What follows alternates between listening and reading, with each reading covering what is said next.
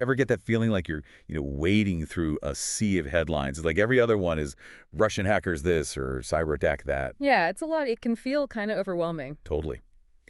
So today we're going to do something different. We're taking one specific operation and we're really going to really deep dive into it. Going full on scuba gear. Yeah. Exactly. And the best part is we've got the intel straight from the source. The U.S. Department of Justice and Microsoft themselves. They dropped some big announcements recently, and let me tell you, this stuff is, well, kind of unsettling. Yeah, definitely eye-opening. So the group we're looking at today, they're called Cold Driver, although that's just one of their names. Right. They've got more aliases than a Hollywood starlet at an awards show. Try Blue Callisto, Blue Charlie, Dancing Salome. It's like they shop for a new name every season. No kidding. But here's the thing that really gets me. This isn't some, I don't know, some group of kids messing around in their parents' basement. This is serious, organized cyber espionage directly tied to the FSB. Which is, to be clear for our listeners, Russia's intelligence agency. Think like the FBI, but with a whole different set of rules. Yeah. And a penchant for Cyrillic keyboards, I guess. Exactly. And get this, they've been active since at least 2012. That's over a decade of operating under the radar. Which should tell you something right there. This is long game stuff, meticulously planned and executed. And you know it's serious because the US, the UK, the EU, they're not just watching anymore. They've actually issued sanctions against individual Pole Driver operatives. Wow.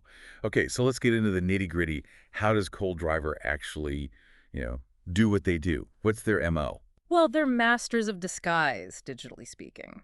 The Department of Justice just seized over 100 internet domains they were using. 100? Over 100. And these weren't your random gibberish.coms. Think convincing, legitimate-looking domains crafted to mimic real organizations. So, I opened my email and... There it is, an official-looking email from your bank, maybe even a colleague you trust. But it's a trap. This, my friend, is the essence of spear phishing. We're not talking about those clumsy spam emails here. This is targeted, personalized, and scarily convincing. Okay, now that you put it that way, it's actually kind of genius. Well, evilly genius, I guess. Exactly. Imagine you work for an NGO, one of those non-governmental organizations doing humanitarian work. Let's say you're coordinating aid to Ukraine. Okay, I'm with you. You get an email. It's from a logistics company, maybe even one you've worked with before, asking you to confirm a delivery address. Seems harmless, right? You click the link, enter your credentials, and bam. Just like that, Cold Driver is in. And they have access to? Everything. Your contacts, sensitive documents, internal communications.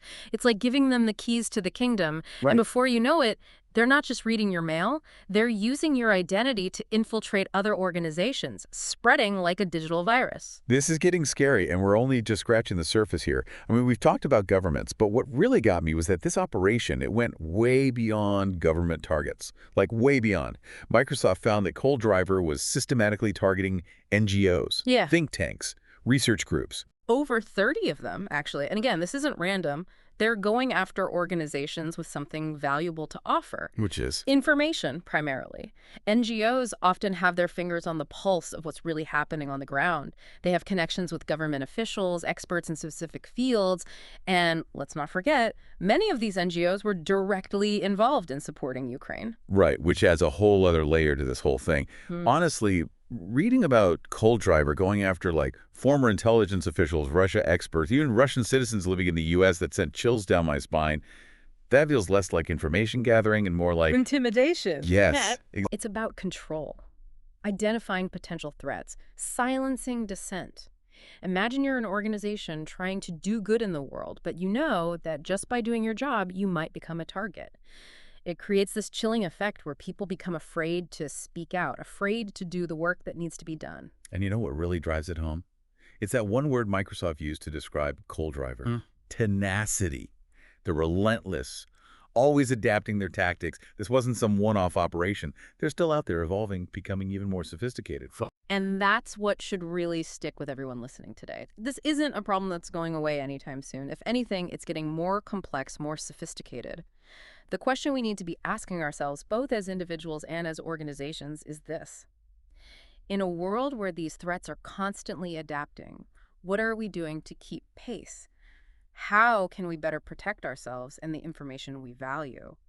That's something I hope everyone listening will take a moment to really consider. It's true. And it's kind of a chilling thought, honestly. This deep dive was really just one piece of a much, much larger and constantly shifting puzzle.